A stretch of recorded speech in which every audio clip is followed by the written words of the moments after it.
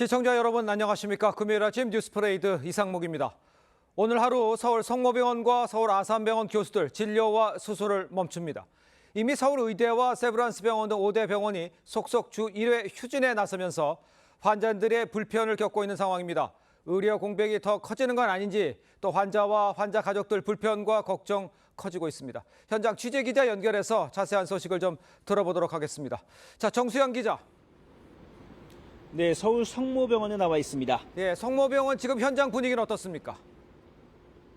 네, 아직 이른 시간인데다 응급 중증 환자와 입원 환자 진료는 아직 유지되고 있는 만큼 아직까지 큰 혼란은 없는 상황입니다.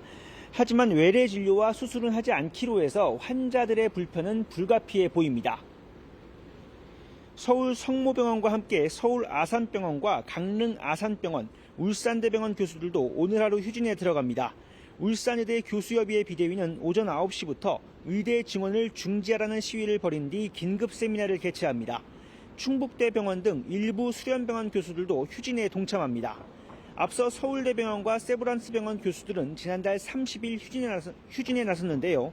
당장 큰 혼란은 없었지만 진료 일정이 밀린 환자들은 불안을 호소합니다. 이런 가운데 일부 전공의가 병원 복귀 가능성을 내비쳤습니다. 가톨릭 중앙의료원 인턴 대표를 지낸 유복하다 씨는 정부가 의사수를 과학적으로 다시 계산하고 증원을 유예해주면 전공의 복귀가 시작될 거라고 주장했습니다. 어제 공식 업무를 시작한 이면택 새 의협회장도 정부와 1대1 대화 준비에 착수하며 의정 갈등 해소에 기대를 모으고 있는데요. 박단 전공의협의회 비대위원장이 불참해 아직 내부 의견 조율 등 과제도 남았습니다. 서울 성모병원에서 TV조선 정수양입니다. 더불어민주당이 오늘 당선자 총회를 열고 자기 원내대표 선거를 실시합니다. 친명계로 꼽히는 삼선의 박찬대 의원이 단독 출마를 해서 찬반 투표 형식으로 진행이 되는데 당선 가능성은 매우 높은 상황입니다. 정민진 기자입니다. 민주당 원내대표 선거에 단독 입후보한 삼선의 박찬대 의원. 이재명 대표의 정치 철학과 국가 비전을 뒷받침하겠다며 출마 이유를 밝혔습니다. 이재명 대표와 박찬대 원내대표의 강력한 투톱 체제로 첫째도 개혁, 둘째도 개혁, 셋째도 개혁이라는 각오로 임하겠습니다. 당초 김민석, 서영교 등 중진 의원 10여 명이 출마를 검토했지만 친명계 박 의원의 출마 선언 이후 불출마로 선회했습니다. 내부 경쟁보다 단일한 대우로 윤석열 정권 견제를 위해서 박찬대가 총대 메고 나서달라라고 하는 뜻으로. 찬반 투표에서 과반 투표를 얻으면 원내대표로 선출됩니다. 2005년 열린 우리당 시절 정세균 의원이 추대된 적은 있지만 민주당 원내대표 선거에서 후보자가 단독 출마한 것 이번이 처음입니다. 박 의원은 20대 국회가 시작되면 김건희 특검법을 바로 발의하겠다고 밝혔습니다. 조국 혁신당의 총선 1호 공약인 한동훈 특검법에 대해서는 온도차를 보였습니다. 1호 법안이라고 했는데 우선순위라든가 상정이라든가 이런 부분에 대해 가지고는 서로 논의해 나가야 되지 않을까. 차기 전당대회에서 이 대표가 연임할 수 있다는 전망까지 나오는 가운데 당내에서는 이 대표 1급 체제에 대한 우려도 나옵니다. TV조선 정민진입니다. 민주당이 해병대원 특검법을 단독으로 처리를 하면서 대통령실과 여당이 강하게 반발했습니다. 대통령실은 죽음을 이용한 나쁜 정치라고 비난했고 여당은 대통령에게 거부권 행사를 건의하겠다고 밝혔습니다. 노도일 기자입니다. 민주당이 해병대원 특검법 처리를 위해 의사일정 변경을 신청하자 평온했던 국회 본회의장 분위기가 달라졌습니다. 국민의힘 의원들은 받아들일 수 없다며 김웅 의원을 제외하고 모두 퇴장했습니다. 해병대원 특검법은 재석 의원 168명 모두가 찬성하며 통과됐습니다. 순직 해병 수사 방해 및 사건 은폐 등의 진상규명을 위한 특별검사의 임명 등에 관한 법률안은 가결되었음을 선포합니다. 대통령실은 민주당이 입법 폭주를 강행했다며 강한 유감을 표명했습니다. 민주당의 특검법 강행 처리는 최상병의 안타까운 죽음을 이용해서 정치적인 목적으로 악용하려는 나쁜 정치입니다. 여당은 대통령실의 거부권 행사를 건의하겠다며 반발했습니다. 입법 과정과 또 법안 내용을 볼 때 거부권을 건의할 수밖에 없다고 생각합니다. 대통령이 거부권을 행사해도 찬성이 200표 이상이면 무력화되는데 22대 국회 국민의힘 의석수는 108석입니다. 이 때문에 여권에서 이탈표가 나오면 거부권이 무력화될 가능성도 거론됩니다. 해병대원 특검법 통과로 협치 정국이 사흘 만에 깨지면서 또다시 강대강 대치 정국이 불가피할 전망입니다. TV조선 노도일입니다. 네, 러시아가 올해 북한에 50만 배럴이 넘는 정제유를 공급했다고 미국 정부가 밝혔습니다. 북한으로부터 우크라이나 전쟁에 사용할 무기를 공급받은 데 대한 대가로 추정되고 있는데 미 정부는 유엔 대북 제재 위반이라며 조만간 북한과 러시아를 겨냥한 신규 제재를 마련할 계획입니다. 황정민 기자의 보도입니다. 북한 유조선 백양산 1호가 러시아 보스토치니앙 소형 석유 저장 시설에 바짝붙어 정박해 있습니다. 백양산 1호는 일주일 뒤 북한 청진항 유류 하역 시설의 모습을 드러냈습니다. 북한이 러시아로부터 석유를 공급받는 것으로 추정되는데 미국은 이런 식으로 러시아에서 북한으로 흘러들어간 정제유가 유엔 안보리 허용치를 넘었다고 밝혔습니다. 안보리는 북한이 정제유를 미사일 등 무기 개발에 이용한다며 2017년부터 연간 50만 배럴 이상 수입을 금지했습니다.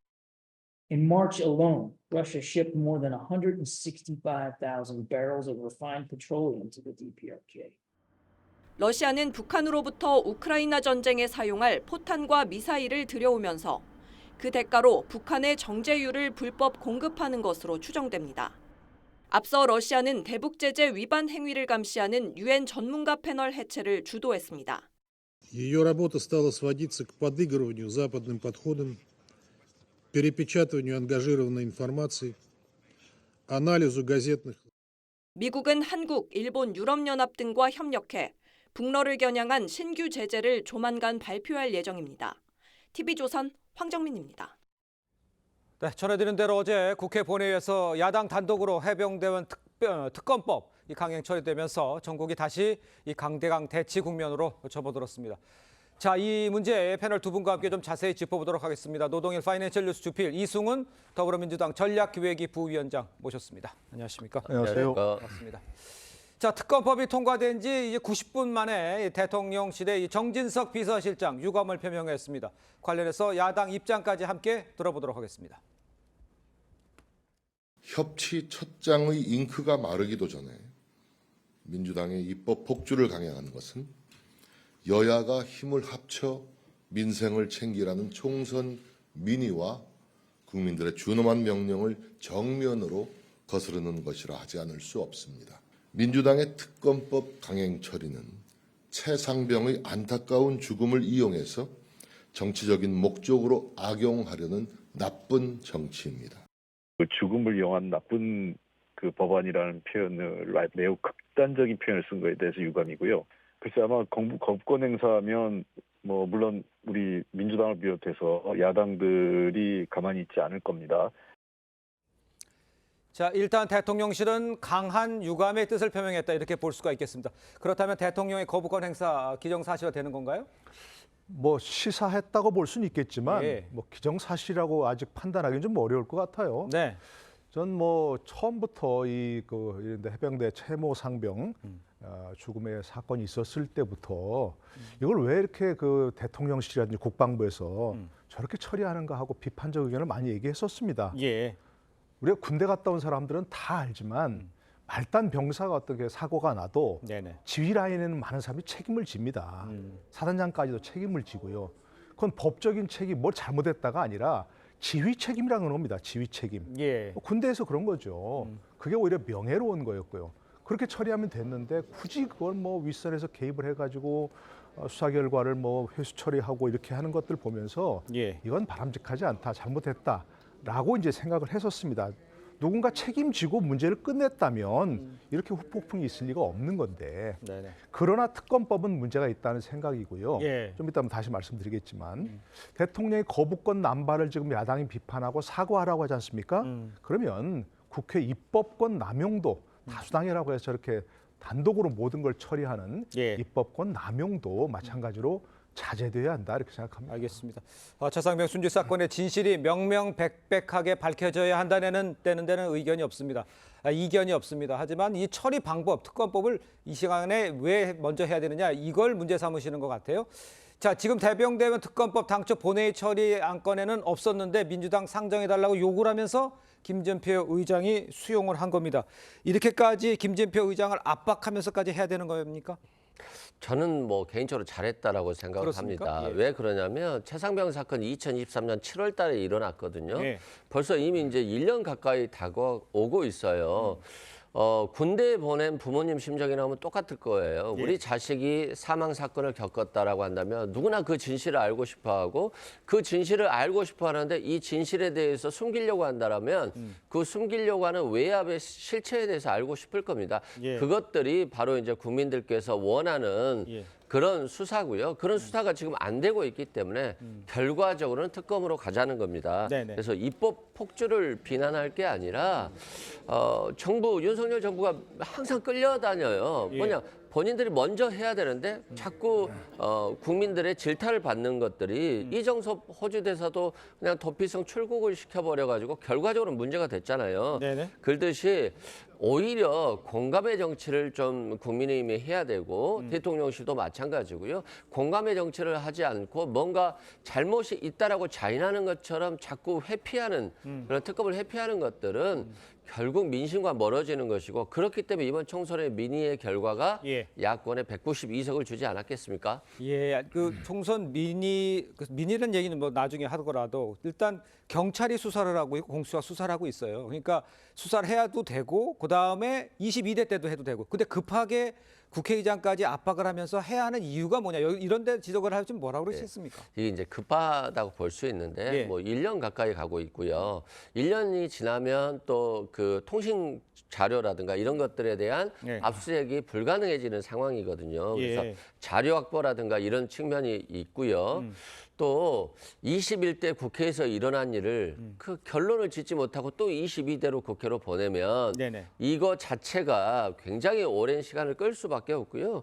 그건 마찬가지잖아요. 이태원 참사 피해자들도 빠른 수사 결과를 원했지만 결과적으로 경찰서장 수준에서 꼬리자르기를 해버렸거든요. 예. 물론 이제서야 이제 서울청장이 기소됐습니다만 마찬가지입니다. 차상병 사건도 지휘책에 대한 책임을 지지 않고 대대장 수준에서 문제를 삼았기 때문에 결국에는 빨리 신속하게 처리하는 것이 민주당 입장에서는 가장 최선의 선택이었다 말씀드립니다. 알겠습니다. 민주당의 선택을 이야기했습니다만 경찰과 공수처가 수사를 하고 있는 상황의 결과도 보지 않는 상황에서 바로 특검을 간다. 아까 그 문제를 좀 지적해 주신 것 같아요. 특검에 가는 이유, 방법. 예. 당연히 이제 문제죠 사실은.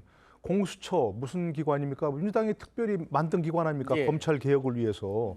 그리고 경찰, 뭐 검찰 개혁을 통해서 뭐 완전히 수사를 독점하고 있는 거 아니겠습니까? 이런 관련 수사를. 그 지금 공수처와 검찰, 경찰이 수사를 하고 있습니다. 잘 하고 있습니다. 물론 뭐 얼마나 빨리 하고 있냐 늦게 하냐 그건 뭐 조금 다른 의견이 있을 수 있겠습니다만 예. 수사하고 있습니다. 민주당이 신뢰하지 못하는 기관도 아닙니다. 검찰이 수사하고 있다면 얘기는 좀 달라지겠죠. 그러나 지금 수사하고 있는데 바로 그걸 특검으로 가겠다? 왜 하냐 이겁니다. 네네. 특검 특별검사란 것은 말 그대로 특별검사이기 때문에 검사가 수사를 지체하거나 검사가 수사를 했는데 그것이 미흡하다든가 그럴 때 특별검사를 도입하는 것이고요. 예. 첫 번째가. 두 번째는 군내 사망 사건이라고 하는 건 지금 잘 아시지만 군사법원법이 민주당 주도로 개정되면서 군수사기관에 수사권이 없습니다. 네네. 그러니까 처음에 군수사기관에서 수사했다고 하는 것은 그건 수사가 아닙니다. 예. 그렇기 때문에 저 특검법에서 얘기하는 수사방해라는 것 자체가 원천적으로 성립할 수 없습니다. 이게 수사방해가 예. 그건 조사일 뿐입니다. 그리고 군 특수성상 꼭 조사하는 데 대해서 얼마든지 명령할 수 있습니다. 군 작전 계통을 통해서, 예. 군 지휘 계통을 통해서. 그러니까 수사방해라는 게 성립할 수 없고 좀 전에 말씀드린 대로 수사 중이고 또 한 가지는 다 아시겠습니다만 지금 노골적으로 이 특검법을 통해서 윤석열 대통령의 관련 사실을 끌어내서 직권남용 혐의를 적용해서 탄핵까지 이어가겠다. 이것 때문에 지금 서두른 겁니다. 이렇게 정략적인 의도가 있기 때문에 예. 그런 것 때문에 지금 특검법은 해서는 안 된다. 여야가 합의해서 만약 수사 결과를 보고 그것이 미흡하다. 그러면 예. 특검하겠다 그때. 예. 이렇게 합의할 수도 있지 않느냐. 이태원 특별법도 서로 이견이 있다가 이태원 특별법에서 영장 청구권 그걸 수사기관의 민간 그 의원들에게 주는 것 빼면서 합의가 됐지 않습니까? 합의가 됐죠. 예. 얼마든지 합의할 수 있다는 얘기입니다. 알겠습니다. 일단 이런 상황에서 민주당에서도 이제 곧바로 만약에 대통령이 거부권 행사를 하면 가만히 있지 않겠다 이런 반응 나오고 있죠. 그러면 이제 만약에 21대에서 거부권 행사하고 뭐 표결 처리해서 폐기되면 22대 또 하겠다 이런 상황이잖아요. 그 지금 민주당 내에서의 방침은 어떻습니까? 22대까지 가는 걸로 생각을 하면서 일을 진행하고 있는 거예요? 그렇다고 보여집니다. 예. 대통령이 거부권을 행사하면 당연히 22대 국회에서 할 것으로 보여지고요. 예. 그것들이 이제 뭐 공감의 정치이자 진실을 밝히려고 하는 정치라고 보고요. 예. 뭐 수사기관에서 수사하고 있는데 왜 특검으로 하느냐라고 말씀하시지만 네네. 최순실 특검도 검찰에서 수사를 하고 있었는데 미비하다라고 했기 때문에 특검으로 갔고요. 네네. 드루킹 특검도 경찰 수사계에서 굉장히 불만이 많았기 때문에 국민의힘의 요구에서 드루킹 특검으로 간 거거든요. 수사 결과를 지켜보자라고 하는데 예. 수사가 계속 늘어진다라고 한다면 결국 진실 발견과 멀어지는 것이고 예. 또 윤석열 정부 들어서 살아있는 권력에 대한 수사는 제대로 된 게 없어요. 예. 계속적으로 이태원 참사가 됐든 최상병 사건이 됐든 김건희 여사에 대한 수사가 됐든 예. 계속적으로 수사가 진척이 없기 때문에 결국 특검으로 가는 것이고 그것들이 결국 국민의 마음과 일치하지 않는가 싶습니다. 알겠습니다. 드루킹 특검은 여야 합의로 됐다는 해서 이와 좀 상황이 다르다는 말씀도 제가 추가로 드리고요. 네, 말씀하시죠. 예, 그러니까 특검을 절대 해서는 안 된다. 다시 한 말씀이 그게 아닙니다. 예. 그리고 지금 현재 공수처, 경찰, 민주당 특히 야당에서 신뢰하는 기관들이 수사를 하고 있으니까 네네네. 수사를 결과를 보고 나서 그러니까. 그때 미흡하다면 할 수 있도록 하자라고 정치적으로 풀어야지 예. 이걸 대통령실에서 다시 거부권 행사하고 또 뭐 제의를 하고 하면서 결국 또 협치가 아니라 결국 대치밖에 안 되는 뭐 그런 상황은 서로 정치적으로 풀어가야 할 일이다 이렇게 생각합니다. 알겠습니다. 자, 계속해서 다음 이야기도 좀 해보도록 하겠습니다. 대통령실이요, 민심 청취를 위해서 폐지했던 민정수석실 부활을 검토하고 있다. 이런 언론 보도가 지금 나오고 있습니다. 관련해서 민주당 반응부터 좀 들어보도록 하겠습니다. 민심을 듣겠다는 뻔뻔한 소리를 믿으라는 말입니까? 민심을 청취하겠다는 목적이라면 사등기관 출신을 임명할 이유가 없습니다. 대통령의 검찰 장악력 약화와 가족을 둘러싼 사법 리스크 대응을 위한 조직을 만들려는 것 아닙니까? 그러니까 민주당에서 얘기하는 것은 민심 청취가 아니라 이 검찰 장악, 사법 리스크 대응 뭐 이렇다고 보시는 거예요? 그러니까 그런 것 같아요. 예를 들어서 대통령께서 민심 청취를 위해서 민정수석실이 필요하다라고 말을 했다면 당연히 민심 청취와 가까운 인사가 하마평에 올려와야 되는데 예. 분명히 민심 청취를 위한다고 해놓고 박근혜 정부의 법무차관 대검 차장 출신, 검사 출신을 하마평에 올린다라고 하는 것 자체가 네네. 이건 민심 청취보다는 아무래도 사정 그리고 레임덕에 빠지지 않기 위해서 뭔가 사정을 통해서 하려고 하는 것들 그리고 김건희 여사 특검이라든가 앞으로 많이 있을 최상병 특검도 이런 특검에 대한 이슈들에 대해서 대응하기 위해서 예. 민정수석실을 하고 만들고 거기에 검사 출신을 앉히는 거 아니냐.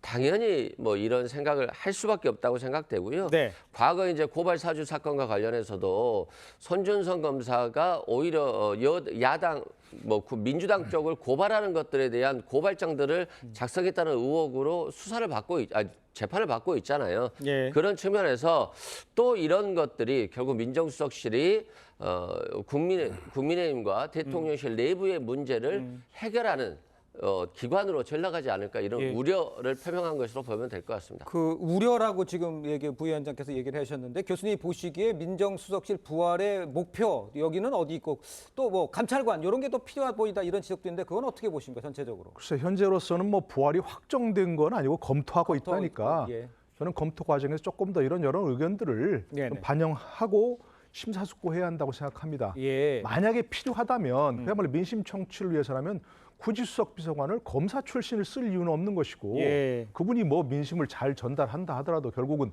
국민들이 어떻게 판단하느냐 국민들이 의구심을 갖고 있는 예. 그런 부분을 해소할 수밖에 해야 되는 것이거든요. 네네네. 처음에 민정수석실을 폐지하면서 과거처럼 뭐 사정기관을 장악하지 않겠다 이렇게 얘기하면서 행안부에 경찰국을 신설했지 않습니까? 그리고 뭐 예를 들어서 공직자 인사 검증도 법무부에서 하도록 했고 네. 그렇기 때문에 그렇다면 그때 얘기한 것과 왜 다르냐 하는 걸 얘기할 수밖에 없는 것이고요. 예. 날것 그들의 민심을 어떻게 알 것인가, 어떻게 청취할 것인가 하는 것은 대통령이 훨씬 더 고민을 해야 되는 그런 부분입니다.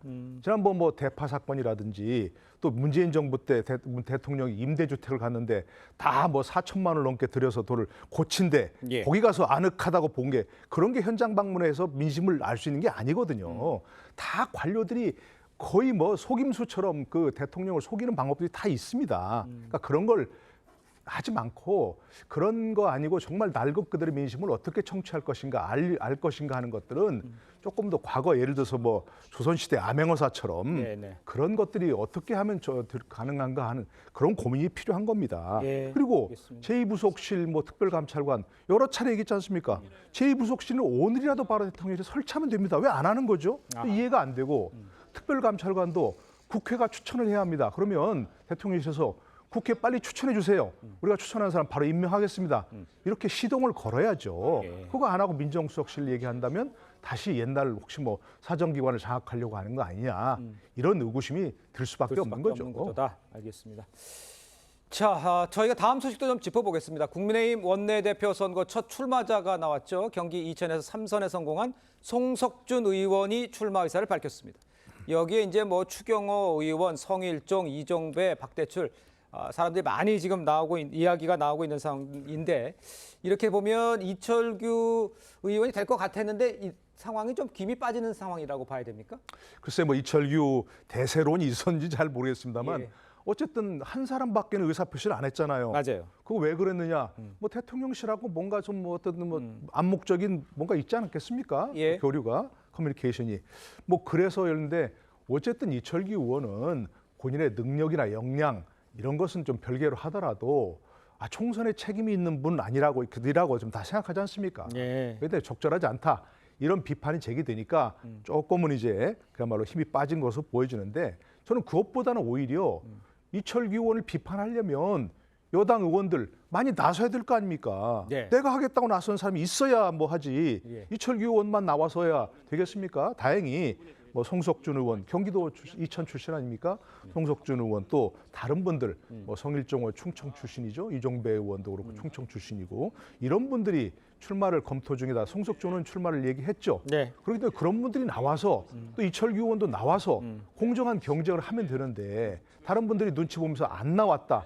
이러면 안 되는 거죠. 지금은 이제 뭐 여러 사람이 나온다고 밖에서 하니까 나오니까. 예, 뭐 예. 당연하게 공정한 경쟁이 필요하다고 생각합니다. 알겠습니다.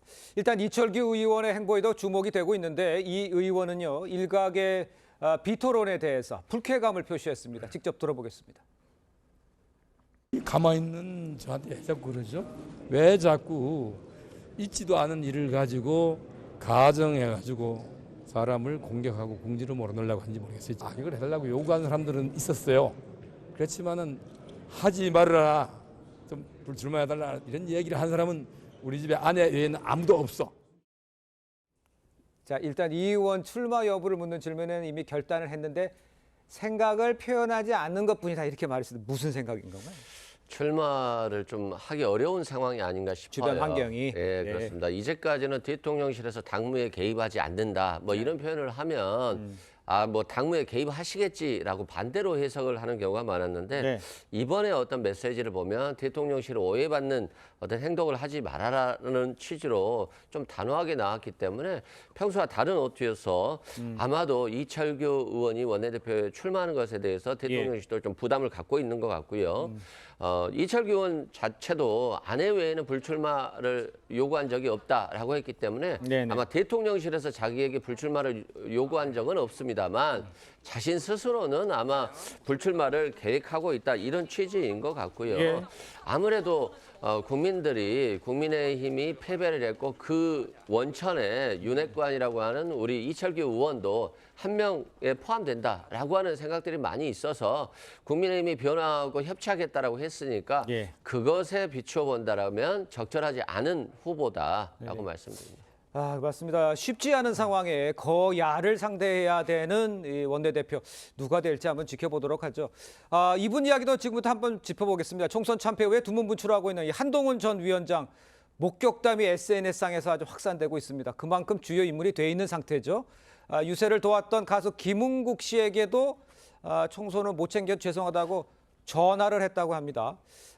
정치를 좀 복귀하기 위한 물밑 작업이 좀 진행이 되고 있다, 이렇게 이해를 하면 되겠습니까? 뭐 저거 가지고서 뭐 정치 복귀 시동이다 이렇게까지 좀 과한 해석은 아닐 것 같은데 김은국 씨가 그런 얘기해서 자기는 굉장히 불이익을 무릅쓰고 여당 선거를 도왔는데 아무도 안 챙기더라 이런 아마 얘기가 들어간 것 같죠. 선거 끝나고. 예, 선거 끝나고. 맞습니다. 그러니까 저도 뭐 그런 점에서는 이렇게 정말 말하자면 뭐 AS라고 할까 이런 부분들도 굉장히 중요하거든요. 낙선자들을 위로하는 것도 중요하고 거기 수고한 사람들 거기서 정말 수고를 인정해주는 그런 것들이 필요한데 그런 것들 자체가 정치행위죠. 네네. 그런데 아무도 신경 안 쓴다 이렇게 생각했는데 한동훈 위원장이 그런 얘기를 막 들었기도 할 거고 생각이 미치지 못했는데 뭐 다시 챙겼다 이렇게 생각할 수 있을 것 같습니다. 예. 이런 걸 보면 사실은 뭐 한동훈 위원장이 앞으로 복귀한 것은 기정사실이고 물론 언제가 문제지만 당장은 아니더라도 뭐 이미 정치에 발을 디뎠다고 본인이 정치인이라고 얘기했지 않습니까? 네.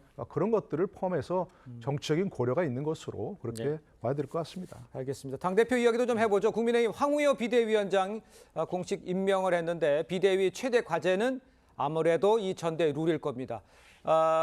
민심을 50%까지 반영해야 된다 이런 이야기도 나오고 구도를 어떻게 뽑느냐 이게 중요하지 않습니까? 밖에서 보시기에는 이번에 바뀔까요? 일부는 바뀔 거라고 보여집니다. 왜냐하면 민심을 청취하는 부분을 빼고 당심 100%로 했기 때문에 결과적으로는 김기현 전 대표가 되지 않았습니까? 그리고 결국 김기현 전 대표가 중도 사퇴를 했기 때문에 그 결과도 별로 좋지 않았거든요. 그런 측면에서 당연히 당심을 많이 들어와야 되는데 그러면 당심을 많이 넣었을 때 그럼 누가 될 것이냐라고 보면 지금 입장에서 보면 나경원 의원이 가장 활발하게 좀 활동을 하는 것으로 보여지고요. 다만 이제 뭐 국민의힘도 여러 후보들이 나와서 경쟁을 하면 좋을 것 같고요. 그것도 흥행에 도움이 될 것 같은데 아직까지는 뭐 민심 30% 정도를 반영한다 할지라도 대통령실이나 또는 기존의 당심의 영향을 많이 받고 있는 한동훈 전 비대위원장 부분이 굉장히 유력해 보이는데 앞으로 한동훈 전 비대위원장이 어떻게 움직일 것이냐에 따라서 국민의힘의 전당대회도 좀 국민들의 관심을 가질 수 있을지 여부가 좀 달라질 것 같습니다. 알겠습니다. 다음 민주당 소식도 빠르게 좀 하나 짚어보죠. 비례대표 위성정당인 민주연합과 합당 절차를 마무리했습니다. 그런데 이제 코인 논란으로 탈당한 이 김남국 의원도 자격심사를 통과하면 복당하게 됩니다. 복당하게 되면 이 꼼수 복당이다 이런 지적들 나오게 될 텐데 이런 식으로 복당하는 거는 어떻게 보십니까, 밖에서? 그래서 지금 다 얘기하셨지 않습니까? 뭐 꼼수 복당, 우회 복당이라고. 민주당이 처음에 뭐 예를 들어서 위성정당 안 만들겠다고 했는데 결국 만들었고 처음에 뭐 그런 위성정당을 반대하는 분들 중에 몇 분은 위성정당을 만들더라도 결국 합당해서는 안 된다. 합당하면 불이익을 줘야 된다 이렇게 얘기했는데 그런 분들은 아무 얘기도 안 하시네요. 그러니까 뭐 김남국 의원뿐만이 아니라 사실은 위성정당을 만들고 위성정당을 합당하고 하는 것들이 사실은 오래전에 다 예측을 했습니다만 그렇게 안 하겠다고 얘기한 뭐 그런 것들이 지금 와서 보니까 괜히 허언이었다. 만약에 그렇게 한다면 이 합당한 것도 사실은 사과를 하고 이 김남국 의원 경우 마찬가지 결국 뭐 복당을 수순을 밟는 건데 그런 점에서도 진솔하게 사과하고 하는 것이 바람직하지 않을까 생각합니다. 알겠습니다. 그거 하나 여쭤볼게요. 그 민주당 같은 경우에는 박찬대 이제 원내대표가 거진 확실시 되잖아요. 박찬대 원내대표, 이재명 대표, 그다음에 국회의장도 아주 친명의 강성을 요구하는 것 같아요. 단일 대우로 구성되는 그 민주당 이거는 비판 시각도 좀 있잖아요. 어떻습니까? 지금 현재로서는 이번에 압도적 다수 의석을 얻고 또 친명 체제로 완전히 구축이 됐기 때문에 여기에 대해서 뭐 비판적인 시각이 나오기도 조차 힘든 상황이라고 보시면 될 것 같고요. 다만 만약에 저는 뭐 박찬대 전 최고위원도 원내대표로서 손색이 없는 훌륭한 인품을 가지고 있는 분이다. 그리고 유능하다라고 생각하지만 이분이 정말 잘하면 이것에 대한 비판 자체가 앞으로도 없을 것이다라고 보여지고요.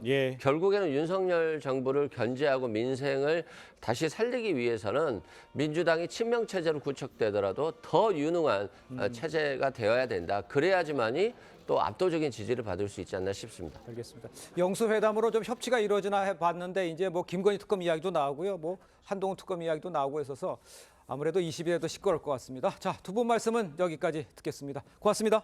감사합니다. 네, 정부가 캄보디아, 베트남, 중국 서냥과 러시아의 블라디보스톡 등 이 5개 공간에 대해서 테러 경보를 관심에서 경계로 격상을 했습니다.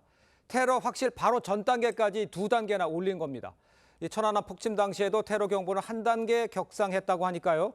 정부 당국이 상당히 구체적인 북한의 테러 징후를 포착한 것으로 보입니다. 이태영 기자입니다. 테러대책실무위원회를 소집한 정부가 발령한 테러 경보입니다. 주요 탈북 루트인 동남아 3개국 대사관을 비롯해 블라디보스톡과 중국 선양 총영사관이 대상인데 북한이 한국 공간원 위해를 기도한다는 첩보가 입수됐다는 이유입니다. 테러 가능성이 농후한 상태인 3단계 발령은 올림픽 개최나 교황 방문 같은 국가 행사 때를 제외하곤 이번이 처음입니다. 국정원은 실제 북한이 요원을 파견해 테러 대상이 될 우리 국민을 물색하는 구체적인 활동도 벌인다고 밝혔습니다. 북한의 테러 시도는 최근 북한 체제의 회의를 느낀 공관원과 유학생 등 엘리트 이탈이 속출한 게 발단입니다. 테러를 위해를 가해서 한국 외교관들을 주저하게 만든다든가 탈북도 막으면서 결국은 우리 공관원들한테도 어쨌든 경고를 주는 그런 의미가 아닐까요? 국정원은 해외 주재 인력을 감시하는 북한 간부들이 엘리트 이탈 책임을 피하기 위해 김정은에게 외부 소행이라고 허위 보고했고 한국 공관원을 대상으로 그 보복을 시도하는 것이라고 했습니다. 한국의 공관원이나 기관원들이 북한 공관원들을 유인해서 한국으로 탈북시키고 있다. 이런 식의 이제 허위 보고를. 정부는 당분간 해외 테러 동향을 예의주시할 방침입니다. TV조선 이태영입니다. 네, 경찰이 여성 7명의 개인정보를 유출하는 일이 발생해 논란이 되고 있습니다. 형사를 사칭한 남성의 전화에 아무 의심 없이 주민번호와 주소지를 줄줄이 불러준 건데 피해자들이 여성이라 2차 범죄가 우려되고 있습니다. 경찰은 일단 신원이 노출된 여성들에게 피해 사실을 알리기는 했지만 아직 범인의 신원조차 파악하지 못하고 있습니다. 김동영 기자의 보도입니다. 모자와 마스크를 쓰고 한 손에 흰 종이를 든 남성이 공중전화 부스로 들어갑니다. 어디론가 전화를 건 남성은 종이에 무언가를 적다가 갑자기 전화를 끊습니다. 자꾸 이렇게 몸을 이렇게 흔들어요, 전화하면서. 요즘 공중전화 안 쓰는데 참 공중전화를 저렇게 오래 하나? 그래서 이 남성이 전화를 걸었던 곳은 청주 흥덕구의 한 지구대였습니다. 자신을 흥덕경찰서 소속 형사라며 이름까지 댄 남성은 수배자를 쫓고 있다며 특정 이름의 30대 여성 인적사항을 물어봤습니다. 그러자 통화하던 경찰은 특정 이름으로 검색된 여성들의 주소지와 주민번호를 불러줬습니다. 7명째 인적사항을 말하고서야 수상함을 깨달았지만 이미 전화가 끊어진 뒤였습니다. 원래는 안 해주게 돼 있는 거죠. 이름 아는 형사가 부탁을 하니까 간과한 거지. 경찰을 사칭한 범인은 앞서 다른 지구대에도 전화를 걸었던 것으로 드러났습니다. 어처구니 없는 실수를 저지른 경찰은 범인을 뒤쫓고 있지만 아직 신원조차 파악하지 못했습니다. 경찰은 피해자 7명 중 해외 거주자를 제외한 6명에게 연락해 피해 사실을 알리고 유사시 긴급 출동할 수 있도록 조치했습니다. TV조선 김동열입니다. 네, 전해드린 대로 경찰이 형사를 사칭한 한 남성에게 속아서 여성 7명의 개인정보를 유출해 논란입니다. 네, 관련 내용 최진영 변호사, 장윤미 변호사와 함께 자세히 짚어보도록 하겠습니다. 네, 안녕하세요. 자, 경찰이 왜 아무런 의심도 없이 민간인들의 정보를 이 남성에게 줄 수가 있는 겁니까? 정말 경찰이 보이스피싱 범한테 당한 그렇게 비유할 수 있을 만한 사건인 것 같은데요. 예. 제가 미루어 짐작컨대 이런 연락이 왔을 때에 네. 확인을 하는 어떤 매뉴얼이 아마 있었을 것 같은데 그런 것을 내가 형사다라고 하니까 그거에 속은 것이 아닌가 미루어 짐작할 수 있을 것 같은데요. 지난 4월 27일 오후 4시 한 50분경에 흥덕경찰서 한 지구대에서 전화가 왔는데 내가 흥덕경찰서의 형사다라고 하면서 지금 급하게 그 인적 사항이 필요한데 알려달라라고 하니까 이 부분에 대해서 정확하게 확인하지 아니한 상태에서 줄줄이 아까 얘기하신 것처럼 30대 여성을 비롯해서 7명이 주민등록번호 그리고 주소지까지 줄줄이 불러줬는데 자꾸 얘기를 하다 보니까 뭔가 이상한 것 같아가지고 확인을 했더니만 이게 그 사이에 끊어졌고 실제 형사를 예를 들어서 A 형사를 사칭했다고 하면 A 형사한테 확인했더니만 저 그런 것이 없네요 하면서 이 사단이 벌어졌는데요. 근데 여기에서는 이렇게 그 지구대에서 알려줬지만 다른 지구에 대해서도 전화를 해가지고 이런 개인 정보를 요청했었는데 거기에서는 이 부분이 거부된 것 같은 그런 보도이기 때문에 이 부분에 대한 지금 전화를 건 사람을 또 확인해야 되지만 내부적으로 이런 부분에 대해서 재발 방지를 위한 어떤 확인도 필요한 것이 아닌가 생각합니다. 그렇군요. 네, 그런데 좀 이해가 안 가는 부분이 예. 사건이 어제 그제 발생한 게 아니라 지난달 27일이거든요. 맞습니다. 결국 일주일 가까이 전에 벌어진 일인데 아직까지도 용의자를 잡지 못했다는 거예요. 예, 가장 큰 이유는 이 남성이 공중전화를 사용했다라는 데 있는데요. 지금 어. 짚어주신 대로 다른 지구대 3곳까지도 전화를 했기 때문에 머문 시간은 비교적 장시간이었을 것 같기는 합니다. 네. 그런데 시외버스 터미널 인근의 공중전화를 사용했고요. 그 바로 다음에 동선은 시외버스를 타고 다른 도시로 좀 도주를 했다라는 겁니다. 예. 그래서 지금은 경찰은 그 인근 CCTV 등을 분석해서 그 동선을 파악하고 있지만 지금까지도 구체적인 행적에 예. 대해서는 파악이 되지 않고 있는 것 같습니다. 네네. 그런데 이제 용의자가 검거되지 않고 있기 때문에 피해 여성에 대한 2차 범죄도 우려가 되고 있죠. 뭐 특별한 보호 조치 같은 게 있습니까? 그렇습니다. 그럼 경찰 같은 경우에는 3가지 정도의 어떤 보호 조치를 하는 것 같습니다. 예. 첫 번째는 전화를 하거나 문자로 이 사실을 해당 피해자들에게 알리는 점. 예. 그리고 예. 혹시나 모르기 때문에 인근 주소지에 대한 순찰을 강화하고 있다고 하고요. 그리고 만에 하나 어떤 피해가 있을 수 있을 때 긴급하게 경찰에 신고할 수 있도록 하기 위해서 스마트워치를 지급했다라고 하고 있습니다. 근데 7명 중에 6명은 국내에 있는데 한 분 같은 경우에는 해외에 있기 때문에 예. 그러한 조치를 못하고 있다라고 하는데 결국 그 사람을 CCTV로서 쫓아가는 것도 중요하지만 이 피해자들한테 탐문을 해서 이 사람들의 중에 공통적으로 알고 있는 이런 사람을 또 피의자로 특정하는 나름대로의 어떤 지혜로운 수사가 필요한 것이 아닌가 생각합니다. 예. 네, 알겠습니다. 그렇다면 이제 여성들의 개인정보 알려준 해당 경찰에게 어떤 조치 이뤄질지 또 이런 피해를 겪은 여성들이 이 경찰한테 뭐 피해 보상을 이런 걸 네. 받을 수 있는 건지 어떻습니까? 일단 이 경찰에 대해서는 수사 대상인지 아니면 감찰이 이뤄질지를 경찰이 좀 들여다보고 있다라고 합니다. 예. 그런데 일단 일선 지구대에서는 온라인상으로나 스마트폰 등을 통해서 신원조회가 어느 정도 가능하도록 그 시스템은 구비가 돼 있습니다. 그러니까 접속 자체, 신원조회를 한 것 자체가 예. 불법이라고 보기는 어려울 것 같아요. 예. 왜냐하면 이제 현장에서 일어나는 뭐 주치자 구호나 치매 노인 구호 등의 필요성 때문에 그랬던 건데 다만 그것을 알리는 데 있어서는 뭐 개인정보보호법 위반 등의 혐의를 들여다볼 여지가 있어 보이고요. 네. 이런 고의성이 없었다고 하더라도 과실, 그러니까 실수라는 부분에 대해서도 불법행위라고 인정을 되면 민사상 배상 책임은 지울 수가 있습니다. 알겠습니다. 이 여성들이 문제 제기를 할 가능성은 열려 있겠습니다. 알겠습니다. 네. 다음 이야기도 좀 빠르게 짚어보죠. 지난달에 있었던 그 아파트 네. 내에서 이제 차량을 대리로 이제 운전하다 사고 난 사고 있었잖아요. 네. 경비원과 차주가요 차량 제조사를 상대로 억대 소송에 나서겠다고 밝혔습니다. 이 급발진을 이제 증명하려면 어떤 과정을 좀 거쳐야 되는 겁니까? 참 쉽지 않은 과정인데요. 그렇겠죠? 제조상의 어떤 그 하자가 있었는지 여부에 대해서 입증을 하는 그런 절차가 필요한데 네. 실질적으로 이 사건 대리인 같은 경우에는 현대자동차의 사장까지 했던 그런 그 변호사로서 이런 그 급발진 사건에 대해서 상당히 경험이 있는 분입니다. 그런 예. 분을 대리인으로 선임을 했고 네네. 제조사인 그 벤츠 그리고 네. 또 수입사인 벤츠코리아 그리고 판매사인 한성모터스 3개를 상대로 지금 3억 원대의 소송을 제기를 한다고 하는데 지금 같은 경우에는 갑자기 앞으로 갔다 뒤로 갔다 하고 굉음을 냈다라는 그런 증거가 있다라고 하는데 실제로 요즘은 재정물책임법상에 일정 부분의 어떤 하자가 있다는 사실에 대한 입증을 하면은 거꾸로 제조사, 판매사 측에서 실질적인 하자가 없다는 것을 거꾸로 반증을 해야 되는 그런 재조물 책임법이 있기 때문에 예전보다는 그래도 비교적 용이하게 어떤 소송을 할 가능성이 있습니다만 예. 그럼에도 불구하고 이 소송의 입증이 굉장히 어려운 사건이기 때문에 향후의 어떤 그 진행 과정은 좀 더 지켜봐야 될 것 같습니다. 네, 근데 급발진 사고의 입증 책임이 소비자에게 있거든요. 그렇다 네. 보니까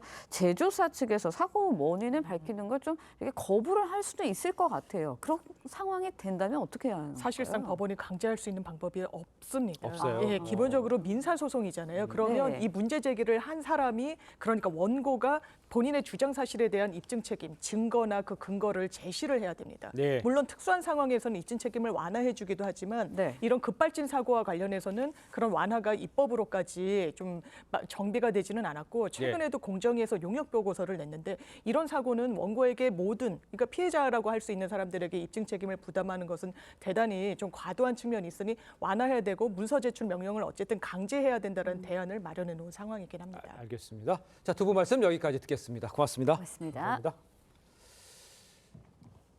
네, 엊그제 춘천에서 헬멧을 쓴 남성이요 도심 대로변에 있는 금은방에 들어가서 금품을 강탈해 달아나는 사건이 있었습니다. 네, 70대 금은방 주인은 이 강도가 휘두른 흉기에 부상을 입기도 했는데 범행 하루 만에 숙박업소에 숨어있던 용의자가 검거됐습니다. 이승훈 기자의 보도입니다.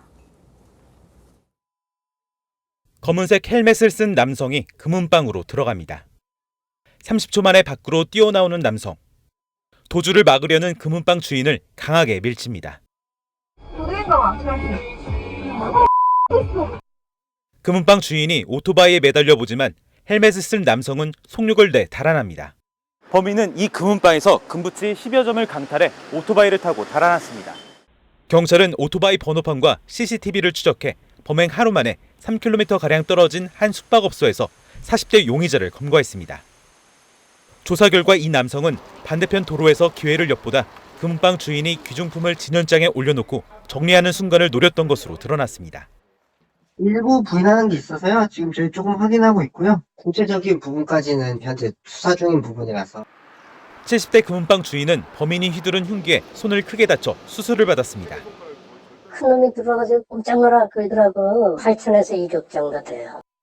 경찰은 용의자를 상대로 팔찌 등 훔친 금품을 어떻게 했는지 조사하고 있습니다.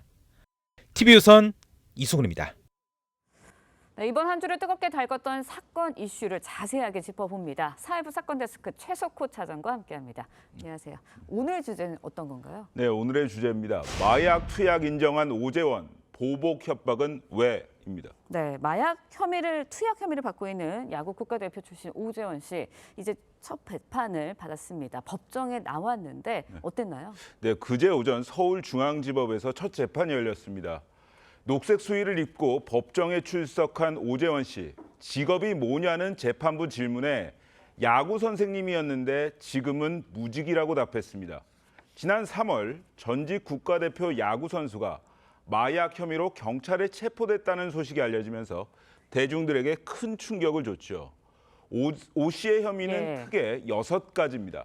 2022년 말부터 11차례에 걸쳐서 필로폰을 투약하고 지인의 아파트 복도 소화전에 필로폰을 보관한 혐의, 지난해 1월부터 89차례에 걸쳐서 수면 유도제를 대리 처방받은 혐의 등을 받습니다. 구속영장 심사를 받으러 가는 오재원 씨, 묵묵부답이었습니다. 마약은 언제부터 투약하신 겁니까? 선수 쉴 때도 하신 건가요? 마약 투약 증거 숨기기 위해 탈색하고 제모까지 하신 거 맞습니까? 네, 정말 많은 팬들을 거느렸기 때문에 저런 모습 보니까 야구계에서는 팬들이나 참 안타까운 마음이었을 것 같은데 일단은 재판에서는 오재원 씨가 그 마약 투약 혐의에 대해서는 대다수 인정을 했다고요. 네, 맞습니다. 마약 투약과 수면제 대리 처방에 대해선 혐의를 인정했습니다. 오재원 씨와 함께 필로폰을 투약했다는 공범이 있는 데다가 지난달엔 오 씨에게 필로폰을 공급했다는 지인 사업가와 유흥업소 관계자까지 잇따라 구속되지 않았습니까? 예, 그렇죠. 확실한 증거가 있는 상황에서 혐의를 부인하긴 힘들었을 것으로 보입니다. 네, 마약 혐의는 인정을 했어요. 마약 투약 혐의는 인정을 했지만 보복 협박 혐의는 어땠나요? 네, 이게 문제입니다. 특가법상 보복 협박입니다. 앞서 말씀드린 대로 오재원 씨는 함께 필로폰을 투약한 공범이 있었습니다. 그런데 조사 결과 이 공범이 오 씨를 경찰에 신고하려 하자 오 씨가 휴대전화를 부수고 협박한 것으로 파악됐습니다. 하지만 오 씨는 그제 재판에서는 이 보복 협박 혐의에 대해선 강력 부인했습니다. 네, 근데 지금 말씀하신 것처럼 휴대전화를 부쉈다면 파손된 휴대전화가 증거잖아요. 그러니까 물증이 있는 건데 이렇게 혐의를 부인한다고 해서 재판부가 받아들여지나요? 예, 이 특가법상 보복 협박 형량에 주목할 필요가 있습니다. 1년 이상 유기징역에 처한다고 돼 있습니다. 벌금형이 없어서 유죄가 인정이 된다면 징역형을 살아야 한다는 얘기입니다. 전문가들은 마약 혐의를 인정한 상황에서 보복 협박 혐의까지 추가가 된다면 형량이 크게 늘어날 수 있다는 점에 주목했습니다. 보복 협박은 1년 이상이니까 5년 10년이 될 수 있죠. 자기 주장을 통해서 어떤 그 혐의 입증이 애매모호해질 수 있다. 그런 가능성이 있다면 극적으로 부인할 가능성이 높습니다. 네, 결국은 이제 형량을 줄이기 위해서 혐의를 부인하고 있다는 그 얘기인데 좀 더 지켜봐야 할 것 같고요. 이번에는 수면제 대리 처방 이야기도 해보도록 하겠습니다. 그러니까 현역 선수일 때 그 후배들에게 수면제를 좀 대리 처방을 해달라 뭐 이런 식으로 협박을 하거나 뭐 이야기를 했다는 이야기 보도가 나왔는데 이 현역 선수들에 대한 소환 조사도 뭐 예정이 돼 있다고요. 네, 그렇습니다. 이 현역 선수들 오재원 씨에게 수면제를 대리 처방 받아줬다고 KBO에 신고한 선수는 현역 선수만 8명입니다. 네. 다들 오 씨가 뛰었던 두산 베어스 소속이고요. 대부분 2군의 젊은 선수들이었습니다. 경찰은 조만간 이들을 소환할 계획인데 후배 선수들까지 피해를 볼 수 있는 상황이 됐습니다. 젊은 선수들한테 대리 처방 부탁하신 거 맞습니까? 네, 오 씨가 이제 동료들의 관여 여부에 대해서 굉장히 묵묵부답하는 모습을 시청자 여러분께서 보셨는데 후배 선수들도 그렇다면 형사처벌 대상이 될 수 있는 건가요? 네, 그게 문제인데요. 경찰은 이 후배 선수들을 상대로 해서 오 씨가 수면제 대리 처방을 요구하는 과정에서 폭행이나 협박을 했는지 집중 조사할 계획입니다. 이들에 대한 처벌이 실제 이루어질지에 대해서는 경찰도 말을 아꼈습니다. 그런데 오 씨가 국가대표까지 지낸 대선배라는 우월적 지위를 악용을 해서 이들에게 저항할 수 없는 폭력과 협박을 했다는 점이 입증이 된다면 후배 선수들은 형사처벌을 피할 수 있다는 관측도 나옵니다.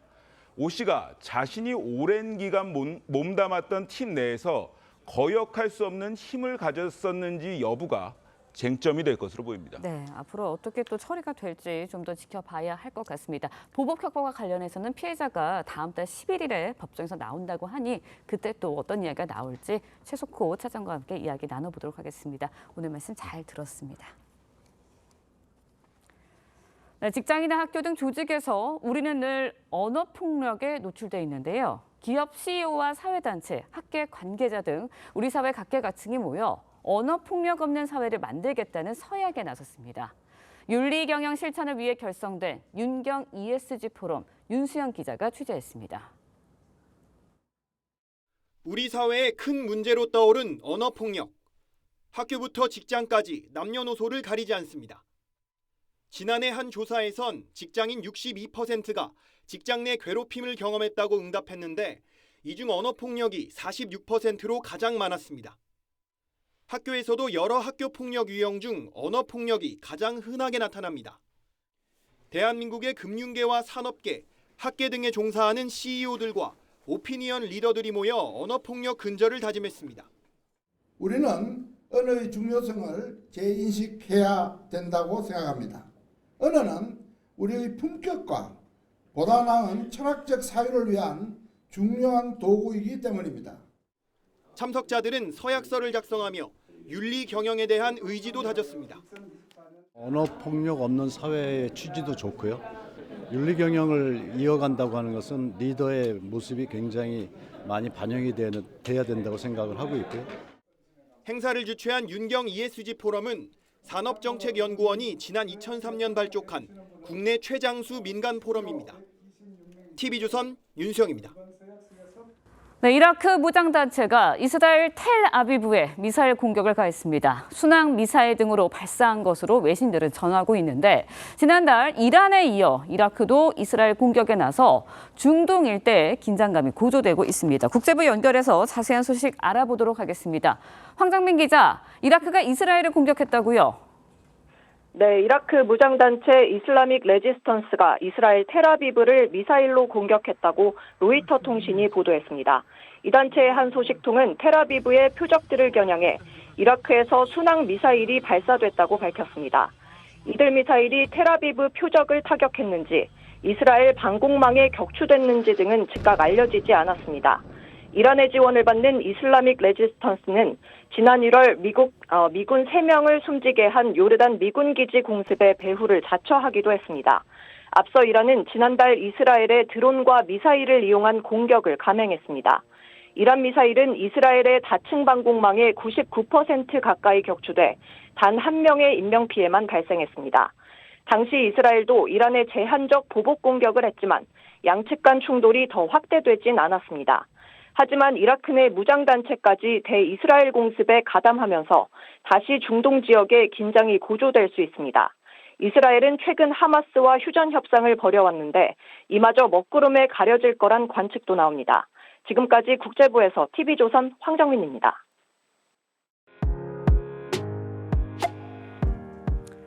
네, 렌즈에 담긴 그 순간 그 의미를 짚어보는 시간이죠. 사진 기자가 선택한 아침의 한 장입니다. 오늘은 조선일보 사진부 오종찬 기자와 함께합니다. 안녕하세요. 오늘 아침에 볼 사진 어떤 건가요? 네, 어제 서울 올림픽공원에서 어린이들이 해맑게 뛰어노는 장면입니다. 이틀 후면 5월 5일 어린이날입니다. 미래를 이끌어갈 주인공들이죠. 사진 기자들이 어린이들의 행복한 미소를 렌즈에 담았습니다. 비눗방울을 쫓아 뛰어가는 모습이 그 누구보다 해맑아 보입니다. 운동회에 참가한 아이들이 결승선을 향해 달리는 표정에서 열정이 느껴집니다. 어린이날 제정 102주년을 기념해서 행진 퍼레이드도 열렸는데요. 일보다 아이들을 먼저 봐달라는 플래카드가 눈길을 끌었습니다. 네, 아이들의 표정이 참 해맑게 느껴지는데요. 그런데 어린이날에도 이렇게 마음껏 뛰어놀지 못하는 아이들도 있을 것 같습니다. 네, 몸이 아파서 병원에서 어린이날을 보내야 하는 아이들도 있는데요.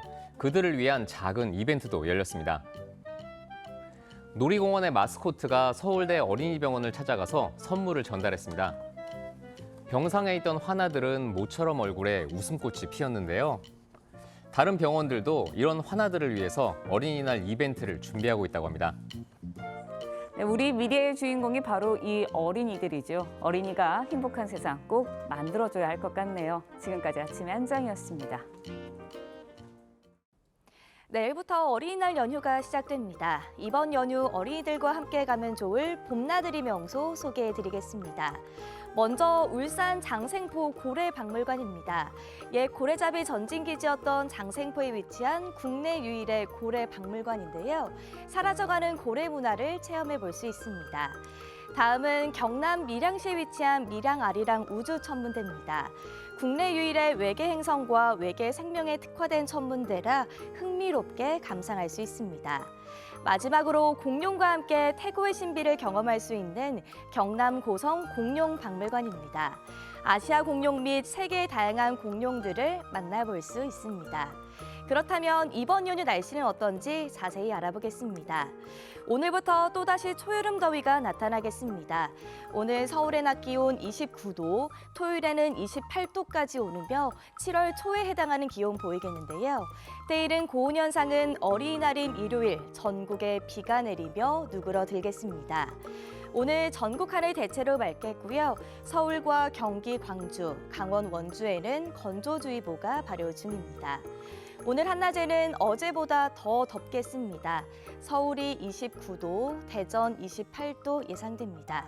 일요일에 내리는 비는 다음 주 화요일까지 이어지겠습니다. 날씨와 생활정보 이나일입니다. 네, 이상으로 금요일 뉴스 퍼레이드 마칩니다. 네, 저희는 다음 주 화요일 아침 7시 30분에 다시 찾아뵙겠습니다. 시청해주신 여러분 고맙습니다.